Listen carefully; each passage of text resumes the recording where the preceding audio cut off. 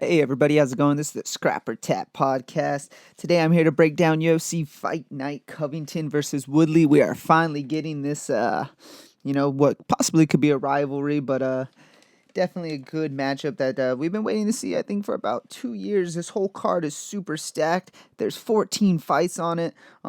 It's going to be a great card. I'm really excited to break this one down. So I was not here last week to do my predictions. I'll be honest with you, I did take Hill, though. I wasn't able to record them, but I was taking Hill. Kind of thought she won the fight, but it was a really close one. Good main event. Before that, I did the Overeem versus Sakai. Due to a bunch of circumstances, I think it was only 7 fights that happened. I went 6 for 7. Unless it was 8, I went 7 for 8. I missed one. I think it was 6 for 7, or or maybe 7 and 1. Either way, I only got one wrong, and the one before that, there was 10 fights, and I went 9 for 10. So I'm coming off 2 really good cards, only off by 1 fight. This one, there's 14, so let's see if we can keep it rolling. It's going to be a good card. We're going to fire through the prelims because there's quite a few of them, and then we're going to break down the main card. The main card looks super stacked, so let's get after it. All right, the first one we got Tyson Nam versus Jerome Rivera. Tyson Nam's coming in as the minus 170 favorite. Rivera's the plus 150. So it's either Jerome or Jeremy Rivera, but he's making his debut. Saw some tape. He's young, 25. He has a longer reach than Nam, and man, he looks pretty good. He's gonna be in there to scrap for sure. I like it, but man, I like the experience of Tyson Nam here. And his last one, I think he's really finding himself inside the octagon, and he had a really nice KO win. I'm just pulling up his Tapology right now. But yeah, I like Tyson Nam here. He showed me what I've been waiting to see from him inside the UFC this last one. So he's already 36. This is his chance to really make a run. Before his last win, so he knocked out Zaruka Adishev in the first round, looked really good. And before that, he lost the decision to Kai of France and Sergio Pettis. So he's been in there with some good competition. His last fight, he finally found himself, and now they're giving him Rivera, which is making his debut. I'm liking Nam here. I think he's going to get it done with some punches. I think they're going to get into a good little, some good exchanges. And I think Tyson Nam, I'm going off his last fight, like I said, but he looks good. So I think he's going to get the better of those exchanges. I got Tyson Nam TKO in the second and third round. All right, next we got Derek Minor versus TJ Laramie. And so I made these predictions before I looked at the odds. I like to do that just to see, what I'm feeling before I see the odds makers.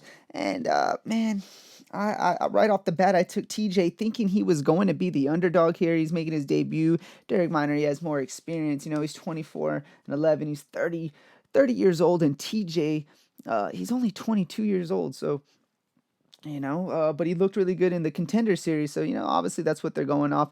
Minor, his last fight was against Grant Dawson, got submitted. But, man, Dawson is a beast. We've been seeing him tear it up.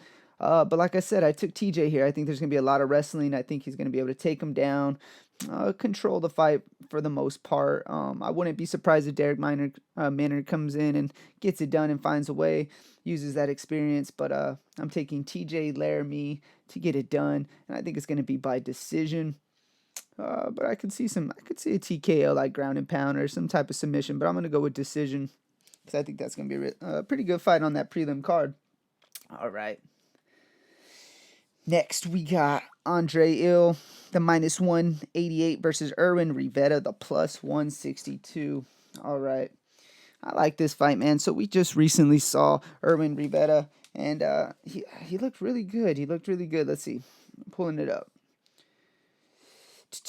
So, his last fight, Ali Casey, and I took Ali Casey thinking he was going to get it done. Erwin Rivera pulled off the decision win. Before that, he fought Jiga Casey and went to decision. So, man, Erwin Rivera, he's tough.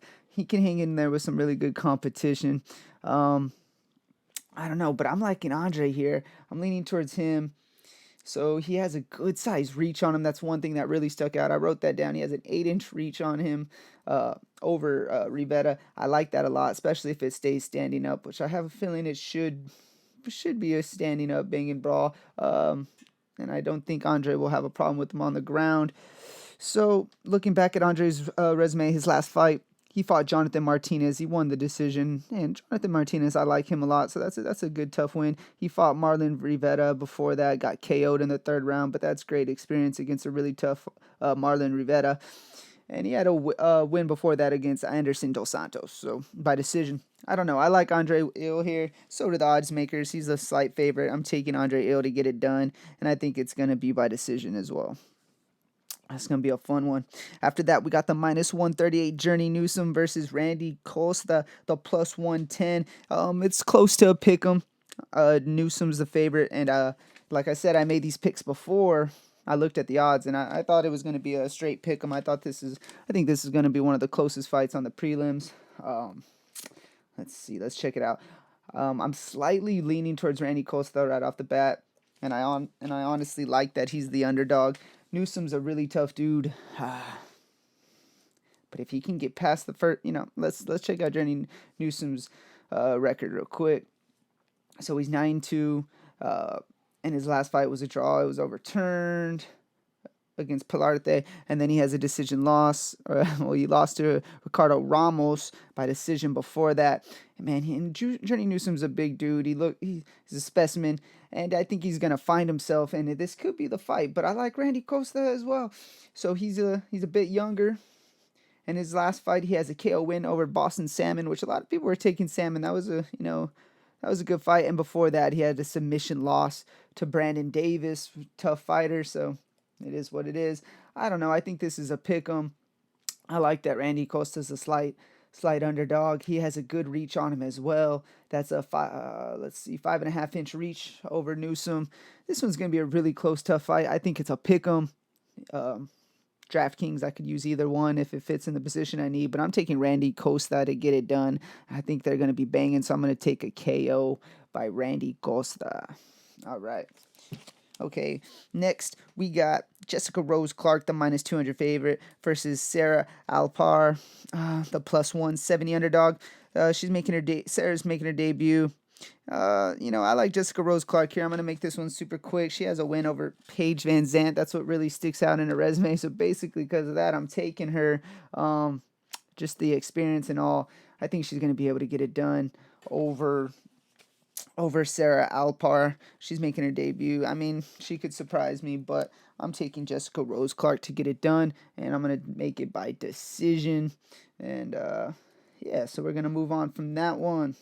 Next, we got a fun one. We got Jordan Espinosa, the +100, versus David Dvorak, the -125. All right. Let's check it out. So this one's tough. This one's tough because I like Jordan Espinosa a lot, but he's hard to bet on. He's hard to trust, especially in a situation like this going against Dvorak. His last fight, David Dvorak, he fought Bruno Silva, got a decision win. But man, he's in there.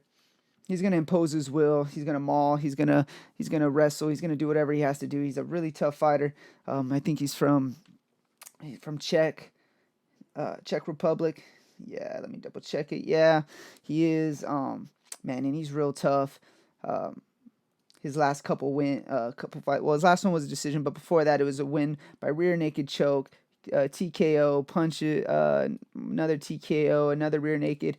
Man, this guy's a tough dude. It's gonna be hard to go against him. And like I said, Jordan Espinosa, I like him a lot, but it's hard to bet on Jordan Espinosa. Kind of that 500 fighter. But I mean, I think this is going to be another really close fight. His last fight, he had a win over Mark De La Rosa. Before that, he lost to Alex Perez. Matt Schnell, he lost to him as well by both of them. Both of them by a triangle choke. One was a triangle choke, then an arm triangle choke. He's not so trustworthy. I like him as a fighter, but I think David Dvorak's going to have his way with him. I think he's going to get it done, and I'm going to take by decision, or I could see him taking his back, but I'm going to take it. But I'm going to take David Dvorak by decision. After that, we got the -250 Mariah Bueno Silva versus Mariah Romero Borella, the plus 200. All right, real quick, man. So what I did like off of Mariah Bueno Silva's record, she has a sub over Jillian Roberts. That really stands out. I think it was in 2018, and Jillian Roberts has found her way the last couple years. So that's a good win. It's a real good sign for her. And for Borella, it's similar to Espinosa, man. She's just not one I want to trust. It seems like she gets fights to kind of, thrust other opponents, into spotlight maybe. She's a tough girl, 12-8, but she's hard to take. And like I said, Mariah Bueno Silva, she's 6-1, and she has a good win over Jillian Roberts. So I'm going to have to take her. I'm going to have to take the favorite, and I think she's going to get it done by submission. So I'm taking Mariah Bueno Silva to get it done by decision. After that, we got Meerschaert Bektic. He's definitely the favorite, the minus 500 favorite versus Luis Eduardo Garagorri, the plus 380 underdog. Man, that's probably the biggest favorite on the card. I need to double check that. Man, I'm taking Meerschaert Bektic. I like him a lot. He's a tough, big dude. He's been in the UFC, fighting in the UFC since 2014. His last fight, he lost to Dan Ige, but man, Dan Ige's a stud. We've definitely figured that out. For that, he has a loss over to Josh Emmett, so he's fighting the top echelon, the top of the top in that featherweight division. So before that, he has a win over Ricardo Lamas. We're taking it back to 2018 and 2017, a win over or a loss over to Darren Elkins. Man, seeing those makes me like, when you look at the paper, it's like, oof, he has some tough loss, but it's against great opponents. And man, he's just a big dude, and I like his fighting style. I think he's gonna get in there and get in the face of Garagorri, and they're gonna throw down. Garagorri has his last fight, he lost to Ricardo Ramos by submission, and then he has a win over Bandonai by decision. There's just not enough for me to really jump behind Garagorri right now. He could really show me something to win over Bektic, but I'm going to take Meerschaert Bektic to get it done, and I think they're going to be throwing down. I have a feeling, so I'm going to take him to get it done by KO. All right, now we're jumping into the main card, and this is one of my favorite fights on the whole damn card, besides maybe the co-main in the main event. We got Kevin Holland versus Dern Stewart. Kevin Holland's coming in as a minus 225 favorite. Dern Stewart, the plus 187 underdog. I thought this was going to be slightly closer because Dern Stewart's been, he's been doing really good lately. He's coming off a good win. It was...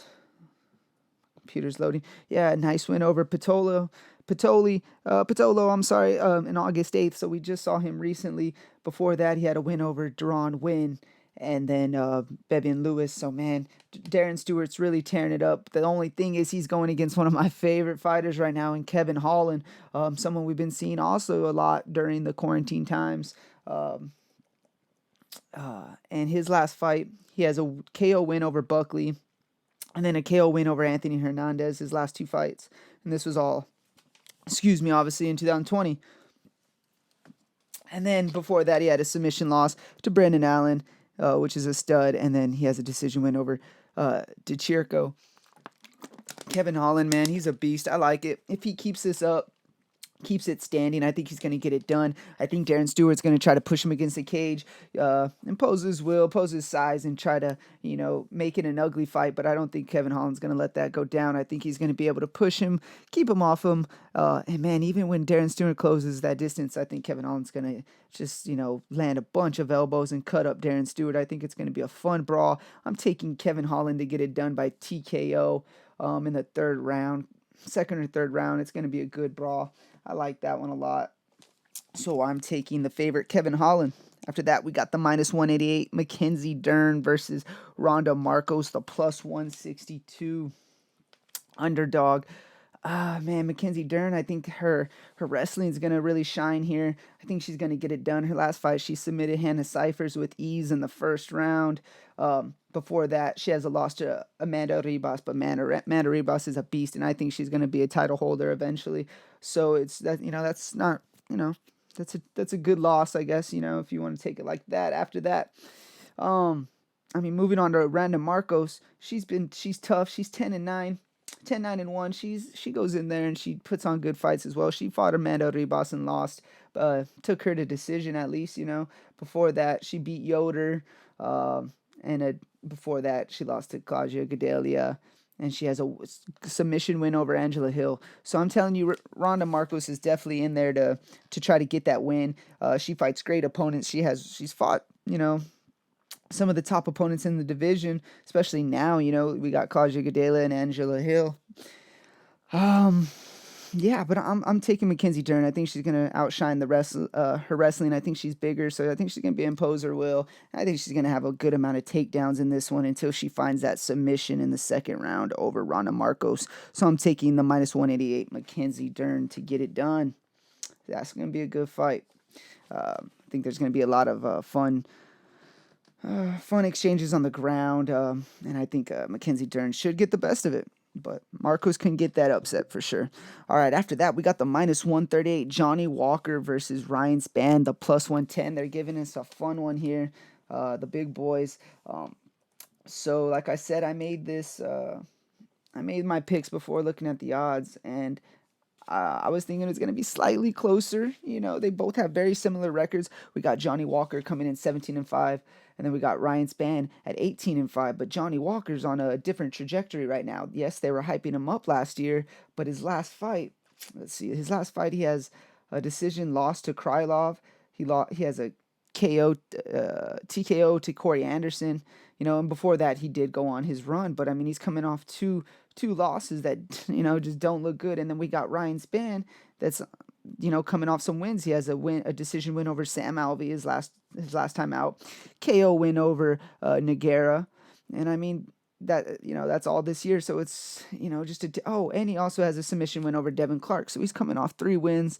I just really thought this was going to be closer to a pick'em, but I chose Ryan Spann to get it done over Johnny Walker before I saw the odds. Seeing the odds just makes me jump all over Ryan Spann. I'm taking Ryan Spann to get it done by KO, and I think it's going to be the first round because I know Johnny Walker likes to get it done. I think they're going to press each other. I think Ryan Spann's going to just be the smarter fighter. Let's see who's longer.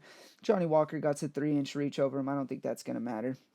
This is going to be a fun fight, man. Stylistically, they match up really well. Spann's 29 years old. Walker's 28. Walker's 6'5". Spann's 6'4". Both obviously 205. With just a Walker has a 3-inch reach advantage. I'm taking Ryan Spann to get it done, and he's the underdog. I like that a lot. It's going to be a fun fight. Maybe Johnny Walker can get back on his winning ways with a good KO here, and that I could see that happening. But it's going to be a fun heavyweight scrap. I'm taking Ryan Spann to get it done. All right. After that, let's see. Are we already to Khamzat? Yep. All right. We got the -450 Khamzat Chimaev versus Gerald Meerschaert, the +350. Man. So, in a way, they're not putting respect on Gerald Meerschaert's name. Chimaev's already signed like a 2-fight deal or whatever, or already booked 2 fights. So after Meerschaert, he's supposed to fight somebody else. I don't know, man. As Gerald Meerschaert just needs to push that to the back and come out and get it done. He definitely can in this underdog position. I honestly thought they were going to disrespect him a little more and put him as a -500, maybe 600. I don't know, but they did the -450. But I mean, it is what it is. So Meerschaert fought Ian Heinisch last time and was KO'd, and before that he had a submission win over drawn win. Meerschaert's been in the UFC since 2016. He has the experience, but it doesn't seem like Chimaev's going to be, that's going to really affect him, man. He's a brawler. He's going to come out there and get it done. He took out John Phillips by submission, second round, and a first-round KO over McKee, his last fight out. This is definitely his biggest step up in competition, but it's tough to go against Chimaev. The UFC's obviously behind him. They like him. This guy's a stud. If you watched his last 2 fights, he is the truth. But the question is Meerschaert too much too soon? We will see. I'm taking Chimaev to get it done by KO or TKO in the second round. It would be a big win for Gerald Meerschaert, but I gotta take Chimaev. I'm gonna stick with the favorite, man, and he's looking really good. And hopefully they don't feed him too great too good a competition too soon. But he looks like he's a star in the making. So I'm taking Chimaev to get it done by KO. After that, all right, we got the plus 137 underdog Donald Cerrone versus Nico Price, the minus 163. I like the matchup. We know this is not going to decision. Someone's gonna get it done. Let's start with Nico Price. He's coming off a loss to Vicente Luque by KO, but man, it was a tough, fun fight. Vicente Luque, he's just so sharp with his punching. And that's not what Nico Price is, man. He finds opportunities, very unorthodox, and he'll knock you out in a funky way. He has a KO win over James Vick. He lost to Jeff Neal, KO, but man, Neal's a beast. And before that, he has a KO win over Tim Means, and they all come in funny ways, man. An up kick, he has a hammer fist win when he was on his back. I mean, he's a stud, he's a beast, and I think it's just gonna be that a little too much for Donald Cerrone at the age of 37. So Donald Cerrone's coming off, I believe is it 3 losses right now. He has a decision loss to Anthony Pettis, Conor McGregor KO, and that's all this year. Before that, Justin Gaethje lost Tony Ferguson, so he's coming off 4. Before that, he had a win over Ali Quinta. Man, it's just I don't know. I think Nico Price is he's in his prime compared to Donald Cerrone. I just see Price finding some funky way to knock out Donald Cerrone. I think standing up he can do it. If this gets to the ground, I think he can also find some type of way, maybe even a submission over Donald Cerrone after a good little battering. I like Donald Cerrone a lot, but I'm gonna have to take Nico Price here to get it done by TKO. All right, after that, we got the main event. We've been waiting a good while for this, man. We got the minus 400 Colby Covington versus Tyron Woodley, the plus 300 underdog. I did not expect it to be that big of a gap, but I totally understand why. We got Tyron Woodley coming off 2 straight losses in this last fight. He did not look good at all versus Gilbert Burns. He couldn't get anything going, and that can be a big issue against Colby Covington. If he has to try to wake himself up, hit his own fist, his gloves, tap his gloves together to try to wake himself up in the middle of the fight, he has no shot against Colby Covington. Colby Covington will swarm him and, just get him against the cage and show his wrestling and possibly even stand up, man. He had a great fight against Usman until he was knocked out. It's just going to be a tough one for Tyron Woodley if he fights like he did his last 2 times and he cannot just pull that trigger. I would like Tyron Woodley to get it done here. I'm not a fan. I'm not too big of a fan of Colby Covington. Yes, he's a great fighter, but the antics, I'm just not here for that. I guess unless you're Conor McGregor. But man, Colby Covington's a beast. He came off that loss against Kamaru Usman, but before that, he was on a run. He beat Robbie Lawler. We remember that one. Beat Dos Anjos. He's been on a good run, and I don't like what Tyron Woodley's been putting out recently. He's getting a lot older. He's 38 years old, and this can be the one that maybe wakes him up because it's this rivalry. But I don't know, man. It's hard for me to go against the wrestler that's just was coming off a title fight, still in his prime. I think he took the proper amount of time off since that knockout loss against Kamaru Usman. That was in December, so it's been a while. I think he's just coming into a really good position here against Tyron Woodley. And it's unfortunate for Tyron Woodley. I've been a big fan of him. I want him to get it done. I like that he found another avenue after, on the side of fighting. So he has his career planned out for him when this is over. But I think he thinks he can make that title run. I don't see the title run again. But he could shock me here with a win. I'm rooting for Tyron Woodley, but I gotta go with Colby Covington. It's just a smart betting move. Woodley, that's a great underdog pick if you feeling risky and want to throw some money on an underdog. Tyron Woodley, that's a good one. I gotta go with Colby Covington. I think he's just gonna, and I'm gonna take him to get it done by decision or 4th or 5th round KO. But man, I'm gonna go with Colby Covington by decision. I think he's just gonna out wrestle him the whole time. I think he's going to push the pace, and I think it's going to be hard for Tyron Woodley to get shots off, let alone the big shot to knock out Colby Covington, which he probably needs to do to get this win. I don't see his output.